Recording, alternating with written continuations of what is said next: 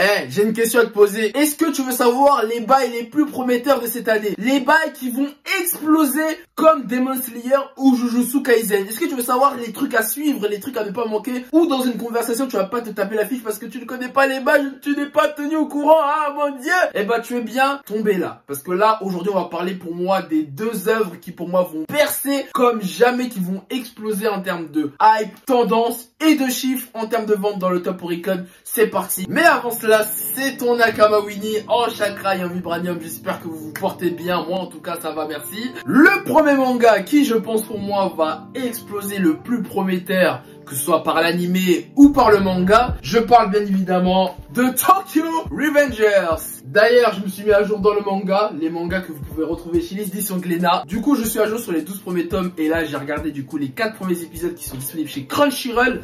Du coup, je vais vous en parler. Déjà de Tokyo Revengers qui est pour moi une pépite que je suis depuis 2 ans. Je suis les publications françaises et c'est vraiment incroyable. Pour ceux qui ne connaissent pas Tokyo Revengers, c'est un mélange entre Erase, Young GTO et Cross Zero. Il y a de la science-fiction, il y a de la bagarre, c'est du furio, du bon shonen comme on aime. Pour ceux qui ne connaissent pas Tokyo Revengers, tu suis les aventures de Takemichi, enfin Takemichi plutôt. Takemichi c'est pour les intimes. Mais Takemichi que vous voyez là sur la cover, qui a une vie tout à fait morose, voilà, il a 26 ans, il a un job partiel, bon il n'a pas une vie extraordinaire.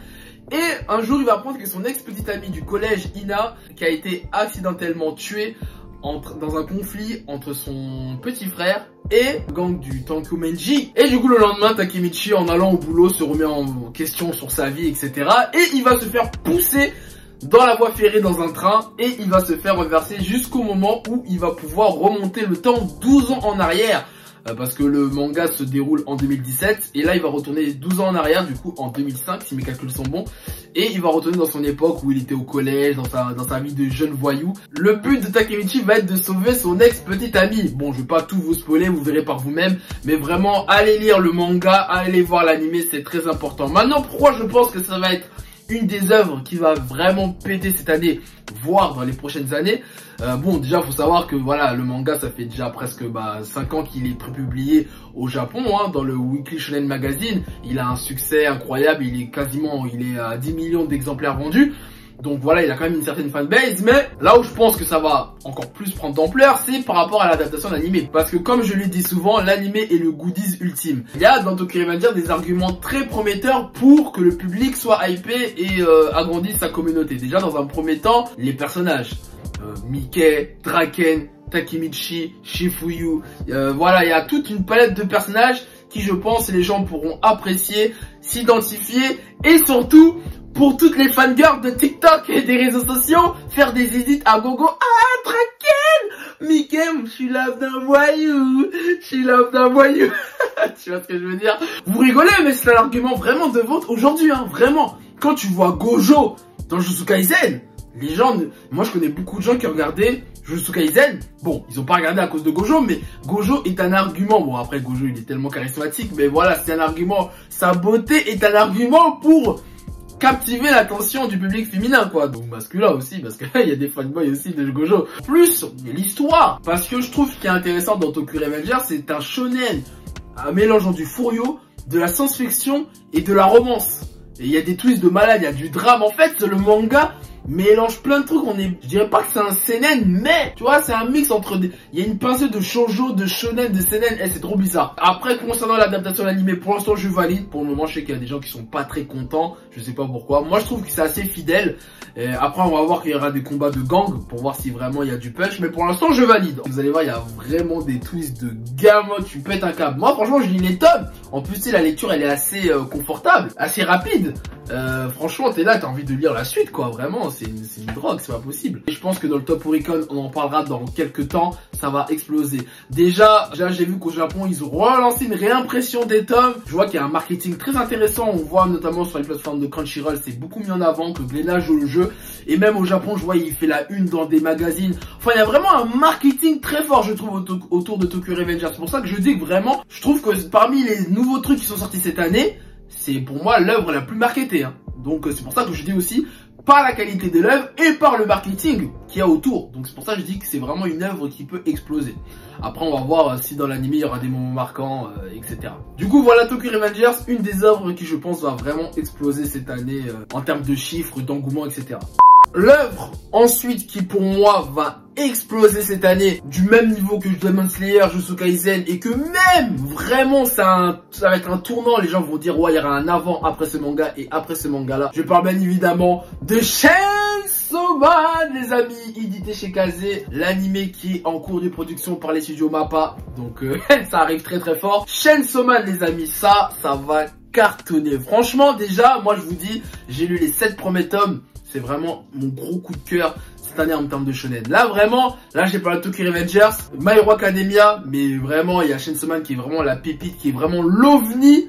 Là pour le coup on dit souvent que ouais les shonen du moment ils sont pas originaux, c'est toujours la même recette sur la même chose, mais là pour Chainsaw Man, t'as jamais vu deux mangas comme Chainsaw Man, c'est vraiment un truc vraiment à part. Chainsaw Man ça parle de quoi? Carrément je vais vous lire le synopsis du premier tome. Pour rembourser ses dettes, Denji, jeune homme dans la dèche la plus totale, est exploité en tant que Devil Hunter avec son chien démon tronçonneuse, Pochita. Mais trahi et laissé pour mort, une étrange métamorphose lui offre la possibilité de se tirer des bas-fonds où il croupit. Devenu surpuissant, Denji est recruté par une organisation de chasseurs de démons. Et en plus, je rajouterais que l'objectif de Denji, ce qui est vraiment intéressant, c'est que contrairement à d'autres héros de shonen, il est vraiment particulier parce que son objectif, alors t'as Naruto qui veut devenir le plus grand Hokage, t'as Luffy qui veut devenir le plus grand des pirates, et ben lui, son objectif c'est de bien manger et de toucher des nénés. Voilà, et clairement, c'est l'objectif de Denji. Un cas vraiment à part. Donc voilà, pourquoi moi je pense que ce manga va vraiment péter. Parce que déjà, pour plusieurs choses. Déjà, comme je vous ai dit, c'est un shonen vraiment à part, particulier, original. Donc déjà, il sort du lot. Deuxièmement, il est produit par MAPPA. Donc si MAPPA font bien le taf, alors beaucoup de gens sont mitigés, ont peur un peu de l'adaptation parce que beaucoup de gens pensent qu'il y aura de la CGI à gogo, etc. Moi je dis que s'il faut une CGI comme ils ont fait avec Doro et Dero, moi je valide. Parce que c'est vrai que dans Chainsaw Man, il y a tellement de détails, il y a des gros monstres, ça va être très compliqué de faire du 2D en entier. S'ils arrivent à faire un niveau comme Jujutsu Kaisen par exemple dernièrement, ah là, ça risque de péter. Ensuite, les personnages, comme je l'ai dit tout à l'heure, les personnages sont vraiment particuliers. Denji, Power, Aki, Makima. Et encore une fois, tout à l'heure, on parle souvent de Gojo, encore une fois Levi en tant que fan favorite. Pique aussi dans Shingeki no Kyojin. Ben Makima, je pense qu'elle peut faire l'œuvre de fan favorite, de fantasme de beaucoup de fanboys. Ah là, je vous dis, hein, Makima là, j'ai peur d'internet. Mais qu'est-ce qui nous prépare? Twitter, les fanarts, TikTok, oh mon dieu, là ils vont faire n'importe quoi autour de Makima, hein. Ah, il y aura des dingueries, hein. Souvenez-vous de ça.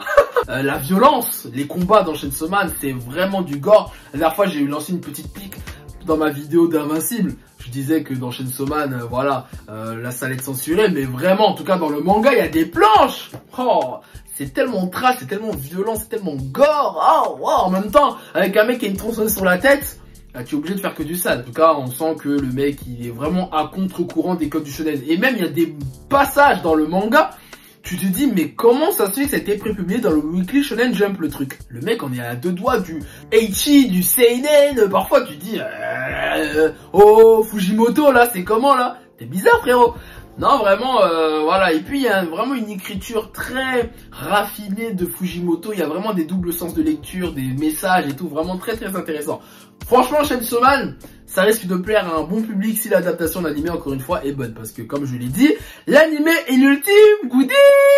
Mais en tout cas, c'est dispo chez Kazé. Et l'anime, bon, on verra, ce sera disponible sur quelle plateforme. Il y avait des rumeurs sur Netflix en début d'année. J'espère pas, parce que si on doit attendre un an, là, comme Shaman King ou quelques mois comme Eden Zero, ça va pas aller. Donc, j'espère que ça va être sur Crunchyroll, Wakanim ou ADN. Je l'espère bien. Et en plus, en termes de chiffre de vente, j'ai oublié de vous parler que Chainsaw Man est un des seuls mangas. Moi, je regarde souvent le Top Oricon toutes les semaines. Hein. Et Chainsaw Man est un des seuls mangas du Top Oricon à être dans le top 5 toutes les semaines sans animé. Sans animé. Alors imaginez quand l'animé va arriver. Si encore une fois l'adaptation est bonne. Parce que l'animé est l'ultime goodies. On devrait faire un jingle de ça. Et même vous allez voir que beaucoup de gens vont commencer à délaisser Jujutsu Kaisen. Hein. Comme les gens ont délaissé Demon Slayer pour Jujutsu Kaisen. Bon, même là, si on voit les gens c'est des boutons parce que là le film va sortir et tout le monde va être hypé par Demon Slayer et quand il y aura la saison 2, on vous connaît. Mais voilà, quand cette semaine va arriver, tout le monde va se délaisser de Jujutsu Kaisen et voilà, vive Chainsaw Man Supermassive. Vous allez voir, on en parlera dans quelques mois. Bref, bah j'ai fait le tour. Moi, je vous ai parlé de mes 2 mangas, 2 œuvres qui je pense vont tout péter cette année. Après, voilà. Si je pense que tu suis le top Oricon, tu suis un peu la hype, c'est pas très compliqué à le deviner. Mais bon, je vais en parler quand même en vidéo. Parce que si vous ne connaissez pas ces 2 œuvres, parce que voilà, tout le monde n'est pas au taquet, et ben voilà, c'est une bonne occasion de présentation et de suivre très attentivement leur évolution. Tokyo Revenger, Chainsaw Man, dites-moi dans les commentaires lequel des 2 vous préférez, hein, voilà.